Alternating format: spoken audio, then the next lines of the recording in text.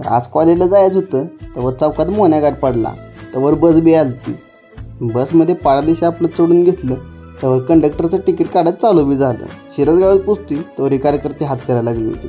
पुढं ह्यांना कोणी जागा दिली नाही म्हणून मागं गेली बघा. लाजकाच गेलीच मागं पुढं. तर बस बी चालू झाली. शाळेमध्ये पोचतोय तर मला अक्षयचा फोन चालू झालं याला जायचं आहे का नाही कॉलेजला. आता म्हटलं आलो स्टँडवर भावा 2 मिनटं थांब. तर एवढी बसमध्ये गर्दी झाली ती माझं कुठं लक्ष होतं जाऊ दे म्हटलं गर्दीचं सोडा. भावाला फोन केल्यावर भावा म्हटलं थांबली बघ पुढंच. भावाला भेटलो. भावाची नाराज झालता कारण मी लेट केलेला. तर मागं बघतोय तर व्हिडिओ चालू आहे ती. भावा लागला हसायला व्हिडिओत घेऊ नको म्हणून. तर मला जाता मला क्वेश्चनचा लागलाय की तू एवढी केस का बारीक केलतेस. आता याला काय सांगू.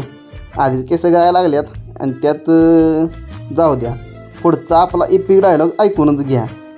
माहिती आहे का बारकी केस करायचं कारण एकच आहे. जोपर्यंत आपली केस मोठी येते तोपर्यंत आपल्याला वाटतं आपणच कॉलेजमध्ये पोचल्या भाऊ एवढा तर चालत होता जणू काही शिकवणारच होता पुढे जाऊन. मी आपलं म्हणलं हळू जाऊ आधीच लेट झालाय त्यात आणि कोण ओरडा खाऊन घेणार आहे. पुढे जाऊन बघते तर कॉलेजमध्ये कोणच नव्हतं कारण की सगळे प्रॅक्टिकलला गेलेली आणि आम्ही दोघंच वर होतो. जाऊ दे म्हटलं हे आपला अभ्यास करत बसला. मी म्हटलं बघ बाबा तूच करत बस अभ्यास मी तर जातो घरी. बाहेर गेलो तरा बघा चाललो आणि पाठशी आलो स्टँडवर प्लॅटफॉर्मवर जातोय तर काय सुद्धा गर्दी नव्हती. बस लागली होती. बसमध्ये चढतोय तर वर इकडे हैराण झालेलं कंडक्टर. बसमध्ये चढलं एवढी गर्दी झाली तशी. तर बघा ड्रायव्हर आलं बस काढून डायरेक्ट आपण चाललो घरी. त्याला भेटून नेक्स्ट ब्लॉगमध्ये आता.